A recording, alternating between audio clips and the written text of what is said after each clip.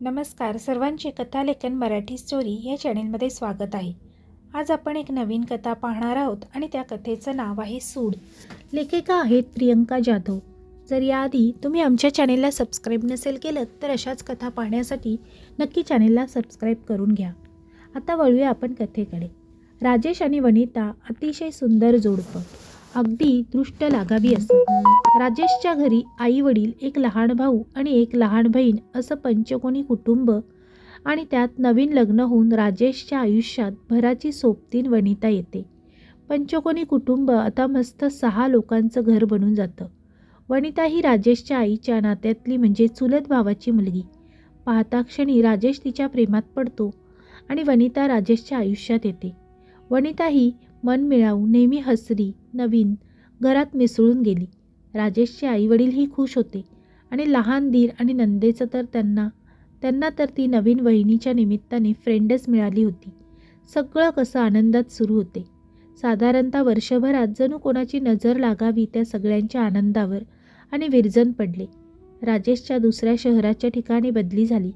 राजेश आणि वनिताने ठरवून टाकलं की राजेश एकटा जाणार आणि वनिता घरीच राहणार आईबाबांची काळजी घेण्यासाठी. पण राजेशच्या आईबाबांना हे मान्य नव्हते. त्यांनी वनिताला पण सोबत घेऊन जाण्यास राजेशला सांगितले. मग शेवटी ठरलं की राजेश आणि वनिता दोघे नवीन शहरात नवीन संसार सुरू करण्यासाठी जाणार. म्हणून जाण्यासाठी एक एक दिवस जवळ येत होता. तसं तसं राजेशच्या आईला काहीतरी चुकीचं होत आहे असं वाटत होतं. पण नंतर त्यांनी स्वतःला समजून घेतलं की असंच पोर आपल्यापासून दूर जाणार आहे म्हणून भास होत असतील. पण नियतीच्या मनात काहीतरी वेगळंच होतं.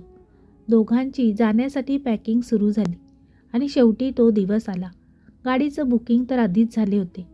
राजेश आणि वनिता घरातील देवांचा आणि आईबाबांचा निरोप घेऊन पुढील प्रवासाला निघाले, जिथे नियतीने त्यांच्या आयुष्यात काहीतरी वेगळंच लिहून ठेवले होते. दोघेही जवळपास 7-8 तास प्रवास करून नवीन शहरात पोचले. राजेशने आधीच त्याच्या एका कॉलेज फ्रेंडसोबत बोलून एका घराची व्यवस्था करून घेतली होती. दोघेही प्रवास करून दमले होते. त्यामुळे त्यांनी जेवण आजचा दिवस ऑर्डर करू आणि सरळ घरी जाऊ असं ठरवलं. अशा घरी जिथे आधीच कोणीतरी त्यांची वाट बघत होते. घर नवीन, घर जिथे दोघेही घरच्या मेन गेटवर पोहोचले. घर कसले, एक छोटे कहाणी हवेलीच होती ती. त्या घराच्या चारी बाजूंनी कुंपण केले होते. त्यात अनेक झाडे होती. नारळ, आंबा, कडुलिंब, बरीच फुलझाडेही होती, जी आता वाळलेली होती. जशी त्या झाडांना कोणाची नजरच लागली होती. आणि राजेश आणि वनिता तिथे पोहोचल्यावर झाडे जणू त्यांची वाटच बघत होते. राजेश आणि वनिताला जरा वेगळंच वाटलं. एक अनामिक आकर्षणही आणि मनाच्या कोपऱ्यात भीतीही. घरच्या आजूबाजूला फार जवळ दुसरे असे कोणतेही घरही नव्हते. दोघांनी एकमेकांची समजूत काढली की नवीन जागा आहे, त्यात एवढ्या मोठ्या घरात पहिल्यांदाच एकटं राहणार, त्यामुळे वाटत असेल असे. राजेशनेही त्याच्या जवळ घराची चावी होती, जी मित्राने आधीच दिली होती. ती घेऊन त्याने घराचे दार उघडले आणि दार उघडताच समोर घराचा विस्तीर्ण अशी बैठक नजरेस पडली. उजव्या बाजूला एक किचन होता, त्याच्या बाजूला एक देवघर होते आणि बाजूलाच डायनिंगची जागा. त्याच्या दुसऱ्या बाजूला 2 खोली होत्या आणि जिन्यातून वरती गेल्यावर 4 खोली होत्या. हे घर बरेच दिवस झाले बंद होते म्हणून जरा भयान वाटत होते आणि त्यात दोघेच राहणार म्हणून वनिताला जरा टेन्शनच आले होते. कारण राजेश दिवसभर ऑफिसला जाणार आणि मग ती एकटी एवढ्या मोठ्या घरात राहणार. पण होईल हळूहळू सवय असे म्हणून तिनेही तिचे मन तयार केले. जेवण आधीच राजेशने ऑर्डर केलेले असते. ती ऑर्डर घेऊन एक डिलिव्हरी बॉय घरी येतो. पण याआधीही त्या डिलिव्हरी बॉयने त्या घराबद्दल लोकांच्या तोंडून काही ना काही ऐकलेले असते. तो मेन गेट जवळच उभे राहून ऑर्डर घेण्यासाठी बाहेरूनच आवाज देत असतो. लोकांच्या सांगितलेल्या कथामुळे तो पुरता घाबरलेला असतो. राजेश त्याचा आवाज ऐकतो आणि बाहेर येणार तितक्यात वनिता त्याला म्हणते, मी जाते पार्सल आणायला म्हणून. ती बाहेर येते. तर तो डिलिव्हरी बॉय एकटक वनिताकडे बघत असतो आणि ती जवळ आल्यावर पार्सल तिच्या हातात देत म्हणतो, मॅडम मॅडम तुम्ही उगाच इथे राहायला आलायत. त्याचं ते बोलणं वनिताला जरा विचित्रच वाटतं. ती त्याला हसून रिप्लाय देते. तो डिलिव्हरी बॉय निघून तर जातो, पण आधीच वनिताच्या मनात असलेल्या भीतीला तो आणखीनही वाढवून जातो. ती घरात येते, पार्सल ओपन करते आणि दोघांनाही जेवायला वाढते आणि राजेशला जेवायला आवाज देते. एव्हाना 9 वाजलेले असतात.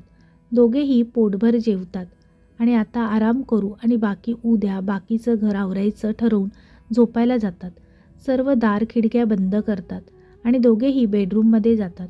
दमलेले असल्यामुळे लगेचच त्या दोघांचाही डोळा लागतो.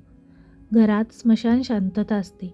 वनिताला तहान लागते तर तेव्हा तिला जाग येते आणि ती उठते आणि विचार करते की राजेशला उठवावं, सोबतीला. पण तो गाढ झोपेत असतो म्हणून ती एकटीच पाणी आणायला निघते. बेडरूमच्या बाहेर येते तोच ती स्मशान शांतता भयावह वाटायला लागते. तो समोरून कोणीतरी गेल्याचा भास होतो. ती लाईट लावण्याचा प्रयत्न करते पण लाईट काही लागत नाही. हा भ्रम असेल म्हणून हळूहळू मोबाईलची टॉर्च लावून जिना उतरू लागते ती. तोच जिन्यावरून तिच्या मागून कोणीतरी येत असल्याचं तिला जाणवतं. मागे वळून बघते तर तिथे कोणीच नसते. तशी घाबरत घाबरत किचनकडे जायला निघते. किचनमध्ये जाते आणि पाणी बॉटल फ्रीजमध्ये कथ्याला फ्रीज उघडते. तो किचनच्या एका कोपऱ्यात कोणीतरी खाली डोके करून बसलंय आणि रडत आहे असं तिला दिसतं. वनिता पूर्ण घाबरली होती. पण कोण आहे तिथे बघण्यासाठी हळूहळू ती पुढे जाते. तितक्यात ती रडणारी आकृती तिथून गायब होते आणि हॉलमध्ये सोफ्यावर बसलेली तिला दिसते. आता वनिता मोबाईलची टॉर्च सोफ्याच्या दिशेने रोखत पुढे जात असते. तोच तिला ती आकृती नीट दिसू लागते. त्यावरून ती कोणीतरी स्त्री आहे असे तिला वाटते. लांब काळे केस, मोकळे सोडलेले, पांढरी साडी घातलेली होती. वनिता मागच्या साईडला असल्यामुळे चेहरा पाहू शकत नव्हती, म्हणून ती समोर जायचा प्रयत्न करते. तोच ती आकृती गायब होते. वनिता जोरात ओरडत होती. राजेश खाली येतो आवाज ऐकून. वनिताला जवळ घेतो आणि विचारतो, काय झाले? ती झालेली सगळी गोष्ट त्याला सांगते, पण तो म्हणतो, असं काहीही नसते. तो तुझा भास असेल. तू आधीच घाबरली होती म्हणून तिला भास झाले असतील. तिची समजूत काढून तो तिला रूममध्ये नेतो आणि झोपवतो. राजेशला चिंता होती की वनिता आता एकटी कशी राहणार एवढ्या मोठ्या घरात. असाच विचार करत करत तोही झोपी जातो. तो ती आकृती जी वनिताचा भास असतो, ती वनिताचा भास नव्हे तर एक आत्मा असते, जिला सूड घ्यायचा असतो. ती स्वतःचा सूड पूर्ण करण्यासाठी एक निर्मळ मनाच्या स्त्रीची वाट बघत असते, जी वनिताच्या रूपाने तिला मिळाली होती. ती पुन्हा रूममध्ये येते आणि कोपऱ्यात बसून रडत असल्यासारखं करते. वनिताला त्या आवाजाने पुन्हा जाग येते. त्या स्त्रीला रूममध्ये बघून ती खूप घाबरते. राजेशला उठवण्यासाठी आवाज करण्याचा प्रयत्न करते, पण तिचा आवाजच निघत नाही. ती आत्मा आता वनिताच्या अगदी समोर येऊन उभी राहते. तोच वनिता हाताने राजेशला उठवत असते. राजेशला जाग येते तोच ती आत्मा लगेचच तिथून निघून जाते आणि गायब होते. वनिताला एवढं घाबरलेलं बघून राजेश तिला काय झाले म्हणून विचारतो. तू एवढी का घाबरली आहेस असे तो तिला विचारतो आणि तिला शांत करण्याचा प्रयत्न करतो आणि उद्याच आपण दुसरं घर शोधू असं सांगून तिला पुन्हा झोपवतो. त्यात अतृप्त आत्माला वनिताने बघितलेले असते, म्हणून आता ती आत्मा वनिताला अजून घाबरू शकत होती आणि ती तसं करू लागली होती. सकाळी वनिता उठली आणि वॉशरूममध्ये गेली आणि समोर आरसा बघते तर त्यातही तिला ती आत्मा दिसते. ती घाबरते आणि पळत पळत वॉशरूमच्या बाहेर येते आणि राजेशला शोधू लागते. राजेश सकाळी उठून वॉकला गेलेला असतो. वनिता खाली येते आणि घराच्या बाहेर जाते. तो तिला राजेश समोरून येताना दिसतो. ती फार घाबरलेली असते. राजेश वॉकला गेलेला असतो आणि तो नंतर तिला समोरून येताना दिसतो. वनिता घराच्या बाहेर येते आणि घाबरतच तोच तिला समोरून येणारा राजेश दिसतो. ती पळत पळतच त्याला जाऊन मिठी मारते. झालेला सगळा प्रकार ती राजेशला सांगते. ती दोघं कुठे आहेत? ती ती स्त्री, ती आत्मा कुठे आहे हे बघायला दोघेही जण घरात येतात. वनिता त्याला वॉशरूमच्या दिशेने घेऊन जाते व तिकडे पण आता कोणीच नसते. राजेश वनिताला शांत करतो आणि दोघेही फ्रेश होतात. वनिता किचनमध्ये कामाला लागते, पण ती मनातून फारच घाबरलेली असते. तिला असे वाटत असते की कुठूनही आता ती स्त्री म्हणजेच ती आत्मा तिला दिसेल. त्यामुळे ती घरात घाबरत घाबरतच वावरत असते. दोघेही नाश्ता करण्यासाठी बसतात. वनिता आणि राजेश दोघेही एकमेकांच्या विरुद्ध दिशेला बसलेले असतात. दोघेही बोलत बसलेले असतात. बोलता बोलता वनिता राजेशकडे बघते. तोच आता ती आत्मा तिला राजेशच्या मागे उभी असलेली दिसते. आता वनिता मात्र एक जोरातच किंचाळी मारते, किंकाळी फोडते. राजेशला मागे बघायला सांगते. राजेश मागे बघतो. तोच त्याला ती आत्मा दिसते. यावेळेस राजेशलाही ती आत्मा दिसते.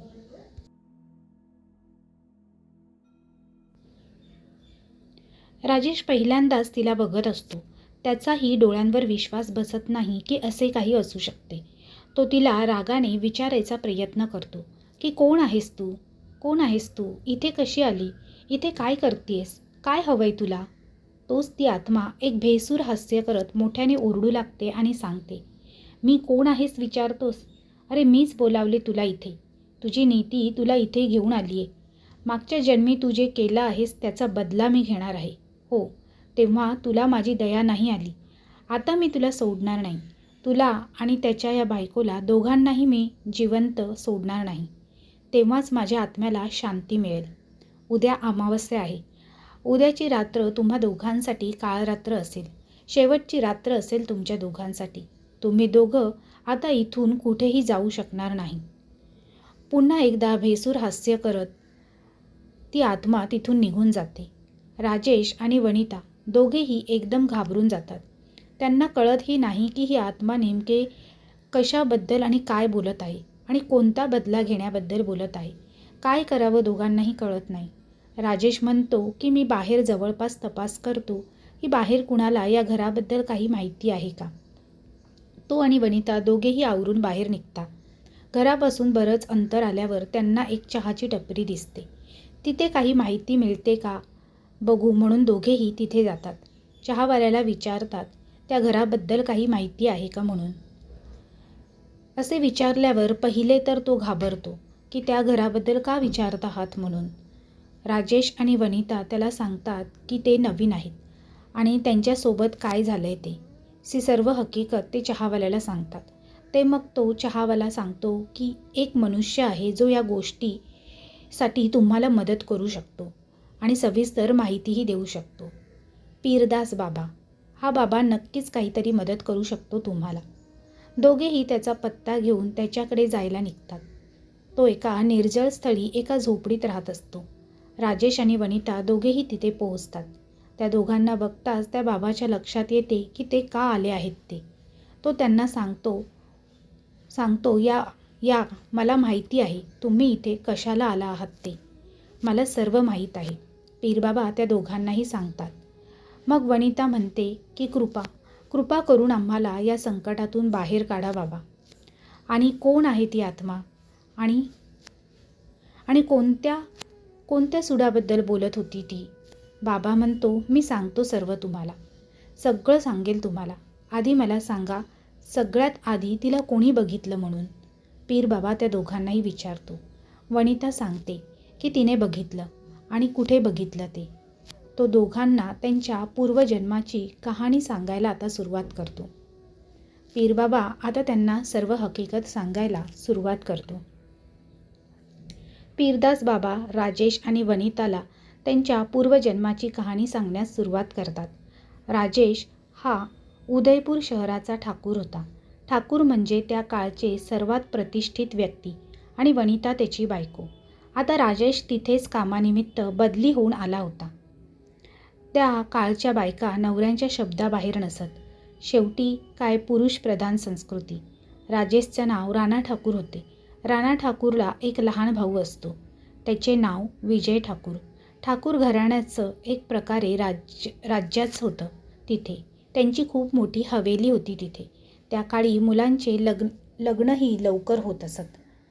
राणा ठाकूरचा भाऊ विजयचं लग्न कुंदनपूरचे ठाकूर रतन ठाकूरच्या मुलीसोबत ठरते. त्यावेळी विजय ठाकूरचे वय 18 वर्ष तर रतन ठाकूरच्या मुलीचे वय 15 वर्ष असते. तिचे नाव गीता असते. विजय आणि गीताचे मोठ्या थाटामाटात लग्न होते. ती 15 वर्षांची छोटी मुलगी उदयपूर ठाकूर घराण्याची लहान सून बनते. विजय आणि गीता हळूहळू एकमेकांच्या प्रेमात पडतात. छान संसार चालू असतो. पण त्या छोट्या गीतावर राणा ठाकूरची वाईट नजर पडते. हे विजयच्या लक्षात येते. तो दुसऱ्या हवेलीत गीताला घेऊन राहायला जातो. तीच ती हवेली जिथे आता राजेश आणि वनिता दोघेही राहायला आलेले असतात. छान दिवस जात असतात. अचानक एके दिवशी विजयला काही कामानिमित्त बाहेर गावी जावे लागणार असते.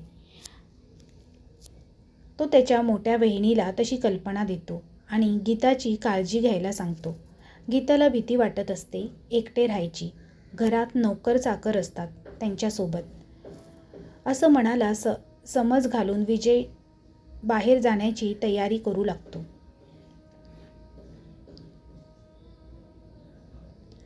राणा ठाकूरला आधीच विजयचा राग असतो. तो बाहेरगावी जाणार तेव्हाच त्याला संपवण्यासाठी तो माणसे पाठवतो. राणा ठाकूरची माणसे विजयला मारून टाकतात.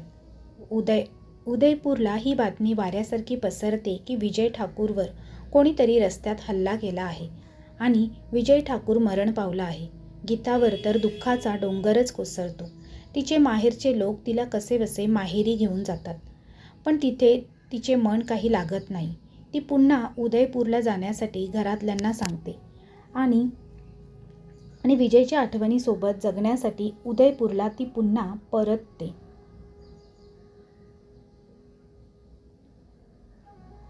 इकडे राणा ठाकूर खुश होतो की आता गीताला त्याच्यापासून कोण वाचवणार.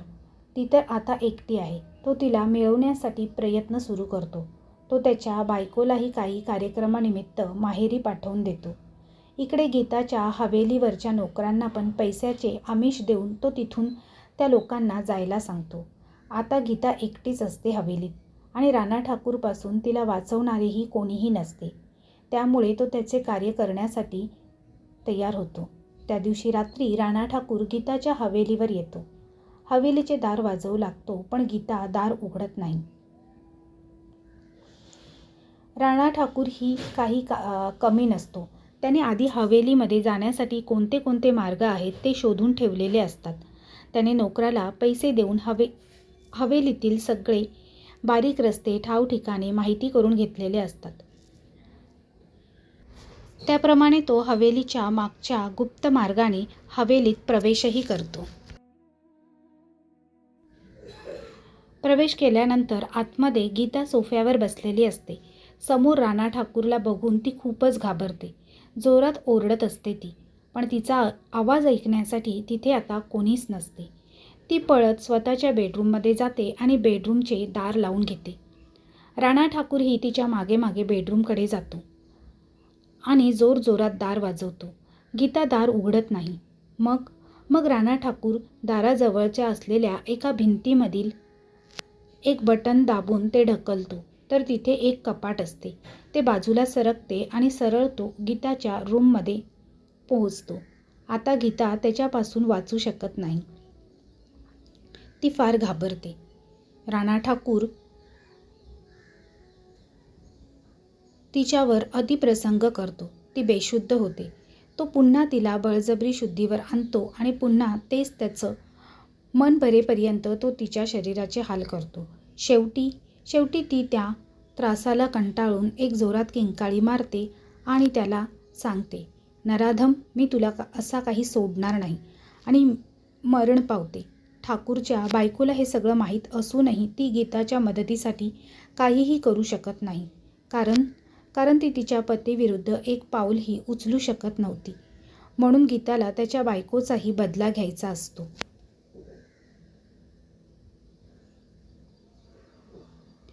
ती मेली म्हणून तो कोणालाही न कळता कोणालाही कळू देत नाही आणि कोणालाही न कळता राणा ठाकूर आणि त्याची बायको तिला त्या हवेलीच्या बगीच्यामध्ये पुरून टाकतात. पुढे काही दिवस त्याला आणि त्याच्या बायकोला गीताची ती शेवटची किंकाळी सारखी आठवत असते आणि जिकडे तिकडे त्यांना गीता दिसू लागते. तेव्हापासून तो खूप घाबरतो आणि एका बाबाच्या मदतीने गीताची आत्मा तो तिच्या घरामध्ये बांधून ठेवतो. त्या घरातून नेहमी गीताचे ओरडणं ऐकू येत असतं. म्हणून हळूहळू लोकांचे तिकडे जाणे कमी होते. लोक तिकडे जायला घाबरत असतात. तेव्हापासून गीताची आत्मा तिथे बदला घेण्यासाठी वाट बघत असते. अशा प्रकारे त्या घरात गीताची आत्मा वावरत असते. तिला तिचा बदला घ्यायचा असतो. राजेश आणि वनिता यांना पीरदास बाबांचं सांगणं ऐकून पुरता घाम फुटलेला असतो की आता ती गीताची आत्मा काही आपल्याला सोडणार नाही. ते पीरदास बाबाला विनंती करतात की आता यामधून आम्हाला सोडवा, आम्हाला वाचवा. पीरदास बाबा सांगतो की गीताला न्याय पाहिजे आहे. त्यावेळी जर कोणी तिची मदत केली असती, त्या राणाच्या बायकोने सुद्धा जर मदत केली असती तर एक स्त्री समजली असती तर गीता वाचली असती. तिची आत्मा आता न्याय मागण्यासाठी धडपडत आहे. इतकी वर्ष ती बदला घेण्यासाठी वाट बघत आहे. तिला सूड घ्यायचा आहे. मी काहीतरी मार्ग काढतो या सगळ्यात, असे म्हणून पीरदास बाबा डोळे मिटून घेतात.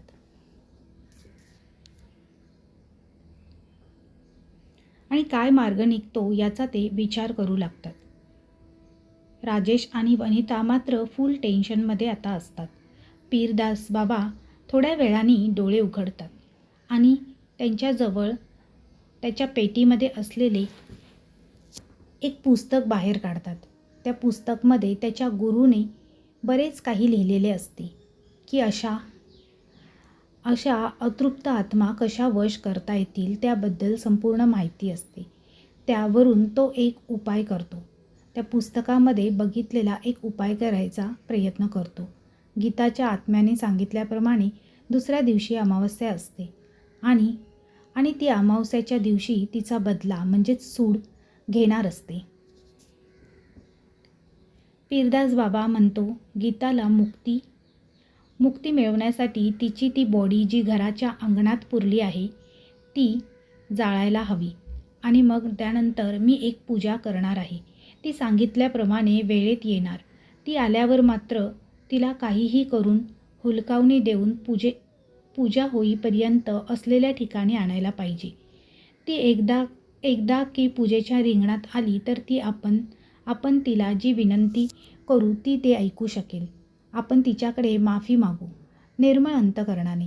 जर माफी मागितली तर गीता मागच्या जन्मी तिच्यावर झालेल्या अन्यायासाठी या जन्मी तुमचं दोघांचं जीवन खराब नाही करणार आणि कदाचित ती माफी देईलही आणि तिच्या आत्म्याला मुक्तीही मिळेल. हे ऐकून राजेश आणि वनिताचा जीव जरा भांड्यात पडतो आणि दोघेही मनापासून गीताची माफी मागण्यासाठी सज्ज होतात. मग राजेश वनिता पीरदास बाबाला घेऊन दोघेही घरी येतात. घरी आल्यावर ते गीताला तिथे पुरलेले असते तिथे अंगणातील जागा शोधू लागतात. तोच गीताला त्याची भणक लागते. ती लगेच ते तिघे असलेल्या ठिकाणी येते. जोरजोरात ओरडू लागते की मागच्या जन्मी तू मला त्रास दिलास, माझा जीव घेतलास, माझ्यावर अन्याय केलास आणि या जन्मी तू पुन्हा या बाबाला घेऊन आलास मला संपवण्यासाठी. पण मी आधी सोडून जात नसते. मी माझा बदला घेणार, मी माझा सूड घेणारच, ती तसे म्हणू लागते. तोच ती जोरात पीरदास बाबाच्या दिशेने त्याला मारण्यासाठी जाते. त्याच्याकडे एका छोट्या बाटलीमध्ये मंतरलेले पाणी असते. तो पटकन तिचा वार चुकवतो आणि तिच्यावर ते पाणी शिंपडून देतो. तोच गीताची आत्मा ते पाणी शिंपडल्याबरोबर दूर फेकली जाते. याचा फायदा घेत वनिता आणि राजेश पटकन तिच्या बॉडीची जागा खोदून काढतात. इकडे पीरदास बाबा आणि गीता एकमेकांवर वार करत असतात.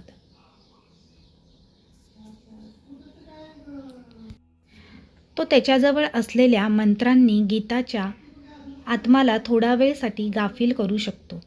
त्या वेळेचा फायदा घेत राजेश, वनिता आणि पीरदास बाबा पटकन पूजेसाठीची सर्व तयारी करायला घेतात. आता रात्र झालेली असते. गीताची शक्ती वाढून जाते. ती पुन्हा येते. आता ती पहिला शिकार राजेशलाच करणार असते. ठरल्याप्रमाणे राजेश तिच्यावर चुकवण्याचा प्रयत्न करतो. तिला पूजेच्या जागी जे लाल गोलाकार कुंकवाचे चक्कर बनवलेले असते तो तिला तिथे घेऊन येतो. त्या रिंगणामध्ये पोहोचताच गीताची आत्माची शक्ती कमी होते आणि ती मला सोडा सोडा अशी विनंती करू लागते. पीरदास बाबा तिच्याशी बोलण्याचा प्रयत्न करू लागतात. ती काहीही ऐकून घेण्यास तयार नसते. तिला फक्त बदला हवा असतो. तिला सूड घ्यायचा असतो.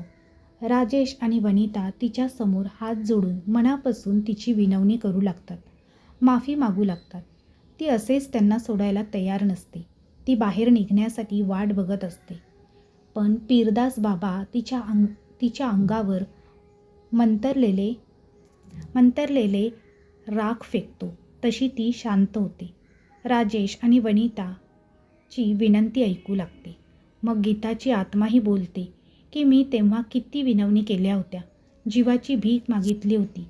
मी तर राणा ठाकूरच्या मुलीप्रमाणे होती. तरी तेव्हा त्याला माझ्यावर दया दाखवली नाही. आता मी तुला सोडणार नाही. राजेश आणि वनिता तिला खूप विनवणी करतात. खूप तिची क्षमाही मागतात आणि या जन्मी तू आमची मुलगी बनून जन्म घे. आमच्या मागच्या जन्माच्या पापाचं प्रायश्चित होईल. या तुझ्या गीता जन्मातील आत्मा मुक्त होईल असे तिला सांगतात. गीताची आत्मा त्या दोघांनाही शेवटी क्षमा करते. मग पीरदास बाबा त्याची पूजा पूर्ण करतो आणि ते सर्व गीताची बॉडीला अग्नी देतात. शेवटी गीताची तडफड आत्मा शांत होते आणि पुन्हा राजेश आणि वनिताच्या घरी तीच आत्मा म्हणजेच गीताचीच आत्मा मुलगी म्हणून जन्माला येते. अशा प्रकारे सूड न घेता गीता त्यांना माफ करते. राजेश आणि वनिता दोघेही खूप खुश होतात आणि ती हवेली भयमुक्त होते. आता तिथल्या अंगणातील झाडेही बहरून आलेली असतात आणि वनितालाही गोड बातमी मिळालेली असते. घरी फोन करून ते झालेला सगळा प्रकार सांगतात. सगळेजण पीरदास बाबांचे आणि गीताचे आभार मानतात की गीताने त्यांना क्षमा केली. तिचा सूड तिने न घेता त्यांना चांगल्या मनाने क्षमा केली होती.